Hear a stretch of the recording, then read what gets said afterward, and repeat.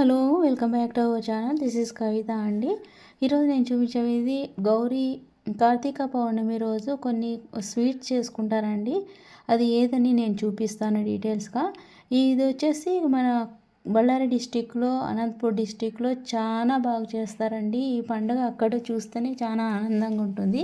ఇది వచ్చేసి డ్రై కొబ్బరి అండి. డ్రై కొబ్బరిను ఒక కిలోకి డ్రై కొబ్బరి ఒక 1/4 కేజీ వేసుకుంటారండి. దాన్ని బాగా తురుముకొని ఎండకు పెట్టుకోవాలండి. అది స్మెల్ ఉంటే మాత్రం బాగుండదు.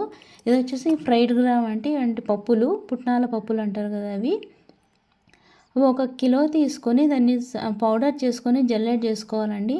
అదేవిధంగా బెల్లమును బాగా దంచుకొని పౌడర్ చేసుకోవాలండి. ఇది రేషియో వచ్చేసి 1 కిలో పుట్నాల పప్పుకి 1 కిలో బెల్లం అండి. దాన్ని ఈక్వల్గా బాగా కలుపుకోవాలండి. కలుపుకొని మళ్ళీ ఇంకొకసారి మిక్సీ పట్టుకోవాలి. అది ఏ విధంగా చూపిస్తాను. ఇది వచ్చేసి సొంటి పౌడర్ అండి. సొంటి, డ్రై జింజర్ ప్లస్ యాలక్కలు రెండు కొద్దిగా నెయ్యి వేసుకొని బాగా వేయించుకోవాలండి. అది మంచి ఫ్లేవర్ వచ్చేంత వరకు వేయించుకోవాలి. అప్పుడే కలర్ చేంజ్ అవుతుందండి. ఇది సిమ్లోనే పెట్టుకొని బాగా వేయించుకోవాలండి. నెయ్యి వేసుకుంటే మంచి ఫ్లేవర్ ఉంటుందండి. ఇది కొద్దిగా క్వాంటిటీ ఎక్కువ వేస్తే మంచిదండి, హెల్త్కు మంచిది, ఫ్లేవర్ కూడా మంచిగా ఉంటుంది. ఇది చల్లారిన తర్వాత ఇది బాగా ఫ్రై అయిన తర్వాత ఒక ప్లేట్లోకి తీసుకోవాలండి. అది చల్లారిన తర్వాతనే మనం మిక్సీ పట్టుకోవాలి. ఇది వచ్చేసి తెల్ల నువ్వులండి. ఇది ఆప్షనల్, మీకు ఇష్టమైతే వేసుకోవచ్చు, లేకుంటే లేదు. ఇది డ్రై రోస్టే అండి. ఏది ఆయిల్ ఏది ఉండదు. డ్రై రోస్టు కొద్దిగా బ్రౌన్గా అయ్యేంత వరకు, కలర్ చేంజ్ అయ్యేంత వరకు బాగా వేయించుకోవాలండి. సిమ్లోనే పెట్టుకొని వేయించుకోవాలి. వేయించుకొని ఇది ఒక సైడ్ పెట్టుకోవాలండి. ఇది ఏ విధంగా అని చూస్తాను. ఎక్కడ స్కిప్ చేయకుండా చూసుకుంటే మీకు తెలుస్తుందండి. తర్వాత ఈ జింజర్ పౌడర్ని ఈ విధంగా దంచుకొని మిక్సీ పట్టుకోవాలండి. ఇది పప్పుల పొడి అండ్ బెల్లంను రెండు కలిపేసి నైస్ పౌడర్ అయ్యేంత వరకు మిక్సీ పట్టుకోవాలండి. పట్టుకున్న తర్వాత దాంట్లోకి వట్టి కొబ్బరి, తెల్ల నువ్వులు వేసి కలుపుకోవాలి. ఈవెన్గా కలుపుకోవాలి. దాంట్లో మేము కొద్దిగా నెయ్యి వేసుకుంటామండి. నెయ్యి బాగా వేడి చేసి దాన్ని ఈ పౌడర్లో కలుపుకొని వేసుకుంటాము. ఇట్లా వేసుకోవడం వల్ల ఏమంటుందంటే కజ్జికాయలు చాలా స్మూత్గా ఉంటాయండి, టేస్ట్గా ఉంటాయి కూడా. మీరు డైరెక్ట్గా తీసుకొని తినవచ్చండి. దీన్ని ప్లేట్లో పెట్టుకుని మళ్ళీ నెయ్యి వేసుకొని తినవసరం లేదు. డైరెక్ట్గా అట్లానే తినేయచ్చు, ఈజీగా తినేయచ్చు అండి. ఈవినింగ్ టైము స్నాక్స్ అది.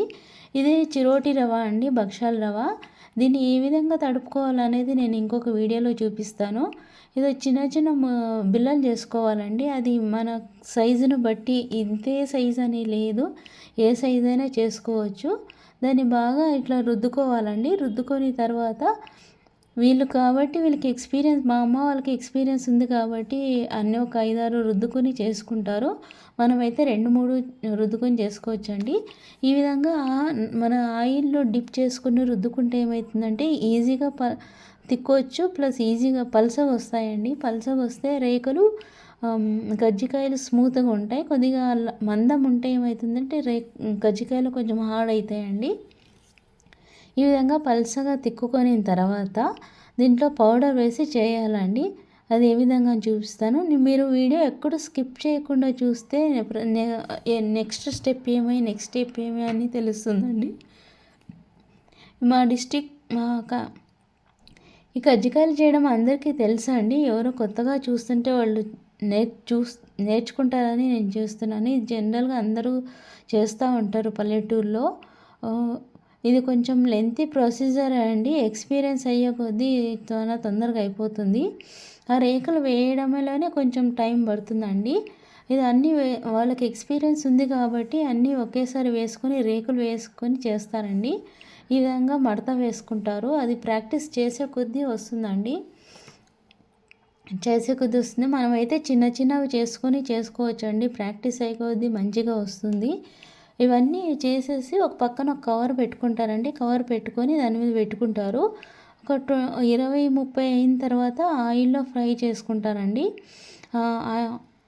అంతవరకు కవర్లో ఎందుకు పెడతారంటే, కవర్ పైన అది మనము చేసిన తర్వాత అక్కడ పెట్టింటాం కదా, అది తడికి అతుక్కోకుండా ఉండకూడదని కవర్ పైన పెడతారండి. బట్ క్లాత్ పైన అయితే అది అతుక్కుంటుంది. అందుకు కవర్ పైన పెట్టేసి ఒక 20-30 అయిన తర్వాత ఆయిల్ పెట్టి ఆయిల్‌లో డీప్ ఫ్రై చేస్తారండి.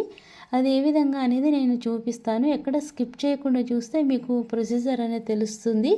ఈ విధంగా ఆయిల్ పెట్టి ఒక 5, 6 వేసుకొని మీడియం ఫ్లేమ్‌లో అండి, హై ఫ్లేమ్ కాదు, మీడియం ఫ్లేమ్‌లో పెట్టుకొని బాగా ఫ్రై చేసుకోవాలి. కొద్దిగా వేసిన తర్వాత కొద్దిసేపు తర్వాత దీన్ని టర్న్ చేసుకుంటూ కొంచెం లైట్ బ్రౌన్ కలర్ అయ్యేంత వరకు, అప్పుడే కలర్ చేంజ్ అవుతుందండి. ఆ కలర్ వచ్చేంత వరకు వేయించుకోవాలి. మళ్ళీ బ్రౌన్ కలర్ అయ్యేంత వరకు ఏమి ఉండకూడదు. ఇది టర్న్ చేసుకుంటూ వేయించుకోవాలండి. ఇది వేయించుకున్న తర్వాత అన్నీ ఒక ప్లేట్లో పెట్టుకొని చల్లారిన తర్వాతనే మనం ఎయిర్ టైటర్ బాక్స్లో వేసి పెట్టుకోవాలండి. వేడిదే వేసి పెట్టుకుంటే ఏమవుతుందంటే అన్నీ మెత్తగా అవుతాయి, అవి క్రిస్పీగా ఉండవు. ఇది ఈజీగా 15-20 డేస్ ఈజీగా స్టోర్ చేయొచ్చండి. ఏమి స్పాయిల్ కాదు, ఏమి కాదు.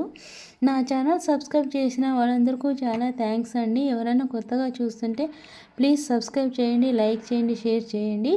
ఇది లాంగ్ వీడియో కాబట్టి కొద్దిగా లెంతీ పడుతుంది. ఈ ప్రొసీజరే లాంగ్ ప్రొసీజరు. నేను దీన్ని కొద్దిగా తొందరగా అయిపోవాలని స్పీడప్లో పెట్టినాను. ఇది వచ్చి ఈ విధంగా తీయాలండి. తీసి ఈ విధంగా స్టోర్ చేసుకుని చల్లారిన తర్వాత బాక్స్లో పెట్టుకోవాలండి. ఇంకో మంచి వీడియోతో మళ్ళీ కలుద్దామండి. అంతవరకు థ్యాంక్ యూ.